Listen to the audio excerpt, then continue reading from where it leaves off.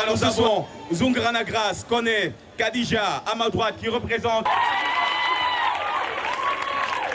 Bon, EGT, établissement Gabriel Tabora, représenté ici par Kaboreja Innocent et Yoda Ismail. Si nous disons d'être pour la liberté, si nous disons défendre la liberté de chaque individu, si nous disons que le Burkina Faso est un pays où nous prenons pour la liberté, donc nous devons accepter les homosexuels au nom de la liberté.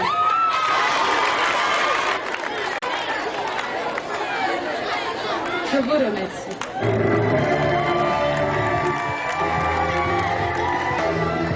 Alors, très chers camarades, bonsoir. Ok, ma consoeur ici présente est venue me dire que l'homosexualité existait auparavant dans les sociétés africaines. Mais à quelle fin? L'homosexualité avant était perçue comme un geste maléfique. Lorsqu'on voyait deux homosexuels marcher, on les voyait comme des diables en personne. Donc l'homosexualité même est en soi une activité maléfique, donc réprimable. Et vous venez me dire que Hitler et Mussolini n'ont pas été punis. Mussolini a été pendu, traîné dans la boue.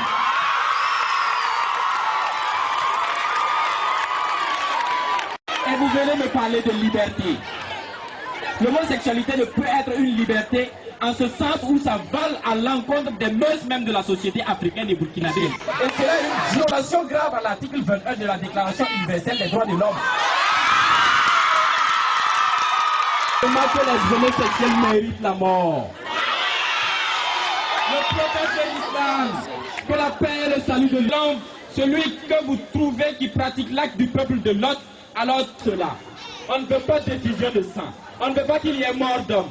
Alors on préconise qu'on vote des lois qui emprisonnent ces homosexuels. On demande à notre État de prendre l'exemple du Zimbabwe qui a voté 10 ans de travaux forcés pour les homosexuels. Et on préconise à notre État de multiplier cette peine par 2 pour les décourager.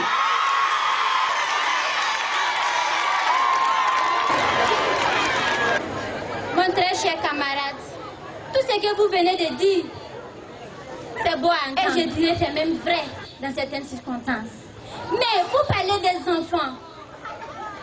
Dites-moi, pensez-vous que aujourd'hui on a besoin de se déranger pour faire des enfants? Non. La science a bien évolué. Ah bon?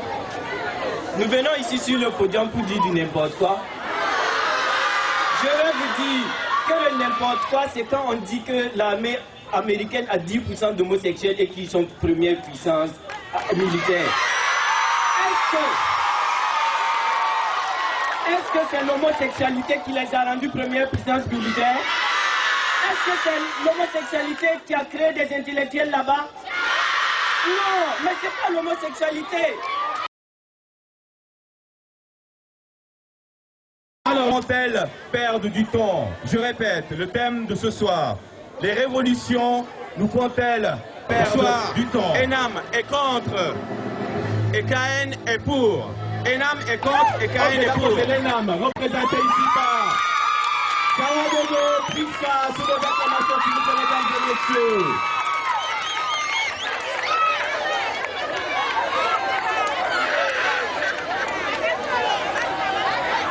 Merci.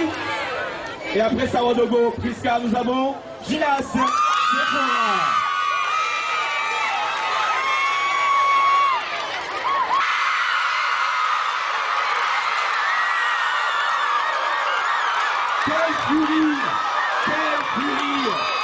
Quel public chaleureux ce soir, pour le à domicile. Et ça se voit, ça se sent par les cris, les acclamations. Alors ce soir, Golgonaba et Représentation du mesdames et messieurs. Super. Alors, après Diabo Fadima, nous avons Wendra Ogo, Odinia. Sous nos acclamations, s'il vous plaît, mesdames et messieurs. Chers membres du jury, honorable auditoire, bonsoir. Nous sommes ici pour débattre sur un sujet très intéressant vu qu'il est d'actualité. Nous nous demandons si oui ou non les révolutions nous font perdre du temps. Tout d'abord, méditons sur le cas de la Syrie. Depuis quelques mois, il y a un affrontement en Syrie.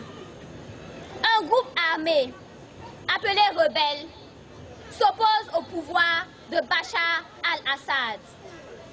Et depuis quelques mois, des milliers d'innocents sont tués jour après jour, minute après minute, seconde après seconde. Des mères perdent leurs fils, des fils perdent leurs mères, des innocents qui sont tués comme des bêtes, comme des moutons qu'on conduit à l'abattoir. Et quelle est la cause de cette tuerie? La révolution.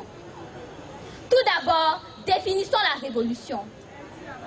Au sens général, la révolution est définie comme étant un changement brusque et soudain d'une situation. D'un point de vue politique, une révolution est un changement brusque et soudain au sein de la structure d'un pays. Et aussi, nous ne pouvons pas définir révolution sans définir perte de temps. La perte de temps signifie ne pas avancer. Aussi, nous allons nous attarder sur les révolutions politiques. Tout d'abord, se rebeller contre le pouvoir en place ne conduit à rien. Pourquoi? Parce que les révolutions se déroulent le plus souvent dans un cadre de violence. Lors de ces violences, des édifices publics sont abattus. Et ces édifices publics, qui les a construits? C'est le peuple lui-même, n'est-ce pas? Au prix de sa sueur, des impôts, n'est-ce pas? Et détruire ces édifices-là, qui va reconstruire? C'est le peuple, n'est-ce pas? Alors, pourquoi on va casser quelque chose qu'on va reconstruire encore? Et avec notre sueur, notre travail, c'est une perte de temps. Et guillotiner en France 12 000 personnes. Est-ce que vous savez ce que ça veut dire guillotiner? Guillotiner, ça veut dire décapiter. Au nom de la révolution, vous décapitez 12 000 personnes. Vous nous dites que vous nous faites avancer. Je suis désolée. Camarades, les pétages orgueilleux, les réactionnaires, les ennemis de la révolution, les ennemis du peuple. Gloire, honneur, dignité. Merci, camarades.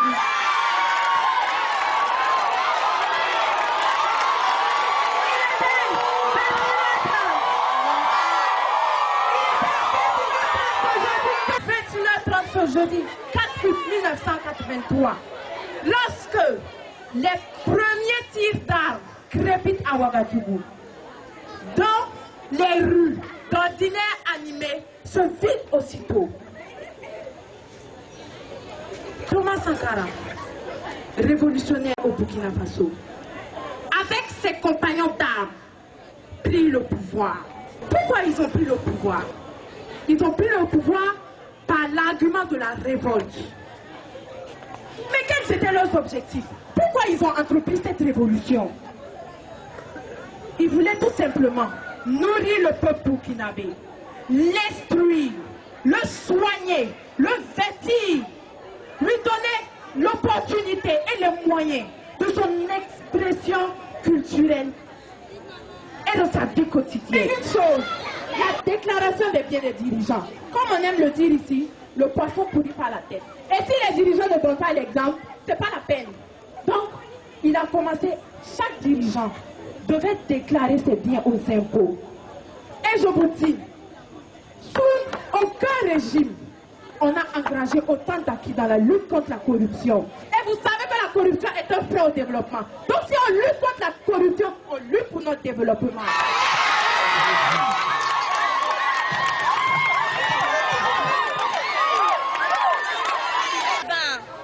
De savoir que vous avez des yeux, vous regardez, mais vous ne voyez rien. Vous êtes pris dans les aveugles.